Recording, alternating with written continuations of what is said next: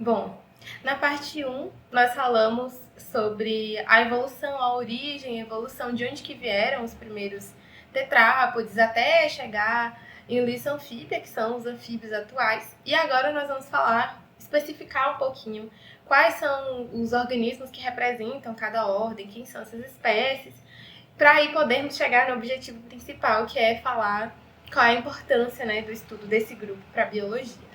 Então, eu citei na parte 1, né, que Lissanfíbia é formado por 3 ordens, sendo Anura, Caudata e Gymnophiona.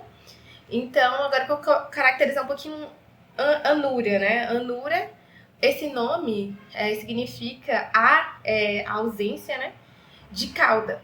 Então, os organismos os indivíduos dessa ordem, eles não têm cauda. E aí os indivíduos que representam a Anura são os sapos, as rãs e as pererecas, né, que todo mundo conhece. Tem tudo que é lugar, tem sapo, rã, perereca.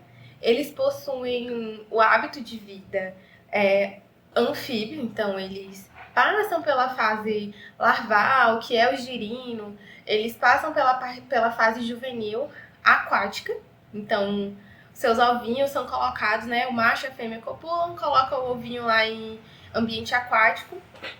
E aí, quando esses ovos eclodem, as larvas juvenis, né, o que a gente chama de girino, ele permanece ali em água até passar pela metamorfose e chegar na fase adulta, que aí ele conquista efetivamente o ambiente terrestre.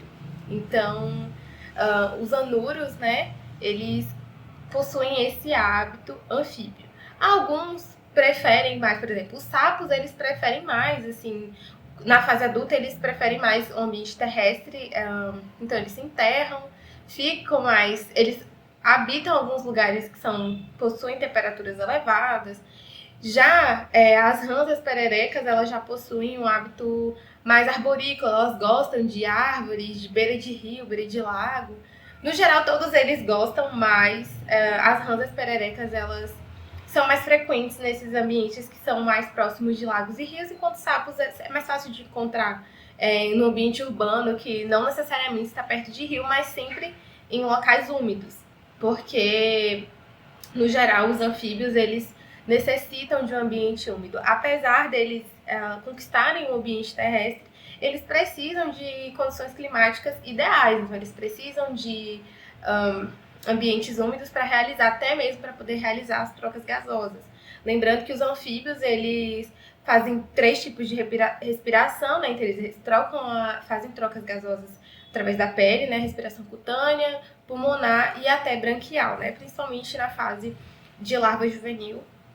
Eles, na fase de girino, ali, eles realizam trocas gasosas com auxílio de brânquias.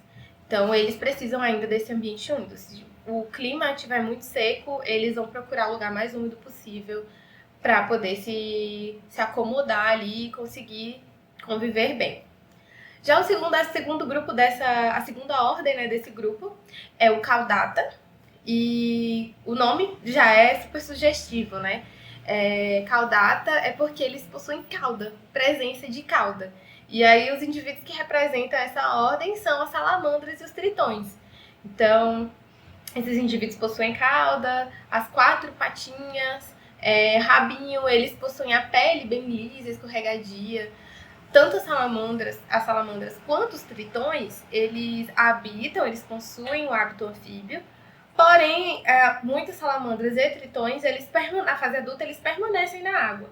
Isso não significa que eles não consigam conviver em ambiente terrestre, eles conseguem sim, só que isso varia de acordo com a espécie, né? Porque cada espécie está numa região diferente da Terra, então em alguns lugares há uma disponibilidade maior de rio, lago, e outro não, apenas de ambientes mais úmidos, ou às vezes são a presença daqueles rios que secam durante a época do ano, na outra época do ano está mais cheia, então varia de acordo com a espécie, né? Cada espécie tem ali o seu jeito de adaptativo. Então, as salamandras e os tritões, eles possuem esse hábito de vida anfíbio, então eles conseguem habitar esses dois ambientes, o terrestre e o aquático, também realizam respiração cutânea, pulmonar e branquial. Inclusive, tem algumas espécies de salamandra que, mesmo quando alcançam a fase adulta, elas não perdem as brânquias, que são aquelas brânquias externas. Tem um bichinho que tem pegado o gosto da galera, que são os chamados axolotes, né? Que são salamandras que, mesmo quando adultas, elas alcançam a idade adulta, elas não perdem as brânquias externas, elas ficam aquelas branquezinhas assim pro lado. Muito lindinho, gente. Tem se tornado um pet bem querido na casa das pessoas, então muita gente tem ela em aquário, coisa mais lindinha. Mas só pra falar, né, que eles mantêm, algumas espécies mantêm essas brancas mesmo na fase adulta. E a última ordem dentro de Liça anfíbia é a Gymnophiona, ou Apoda, né? Ele é conhecido, essa ordem é conhecida por dois nomes, o Gymnophiona ou Apoda.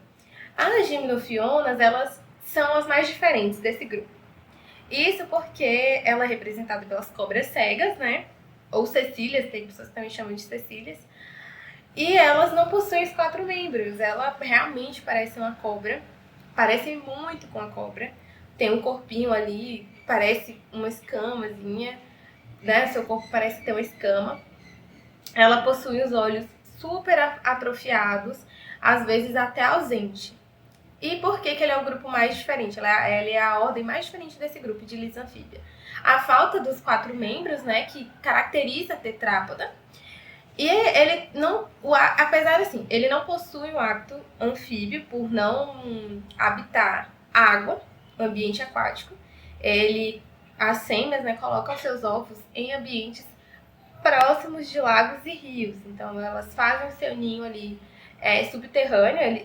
As gimnofionas, elas possuem um hábito fossorial, né? Inclusive é o que justifica seus olhos serem tão pequenininhos, serem tão reduzidos ou ausentes, porque elas ficam ali embaixo da terra. Elas têm o hábito fossorial, fica ali enterradinho e sobrevive debaixo da terra, debaixo do substrato.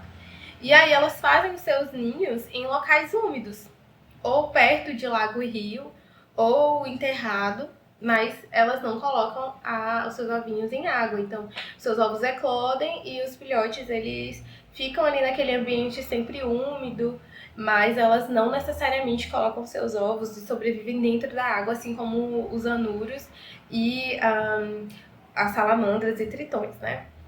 Então, esse é o grupo mais diferente, o que inclusive causa muita discussão dentro dos taxonomistas, de todos os pesquisadores que pesquisam esse grupo e todo o grupo de tetrápodes e taxonomia no geral, porque ele é o mais diferente e aí não há um ancestral definitivo para ela, mas tudo indica que eles são todos do mesmo ancestral.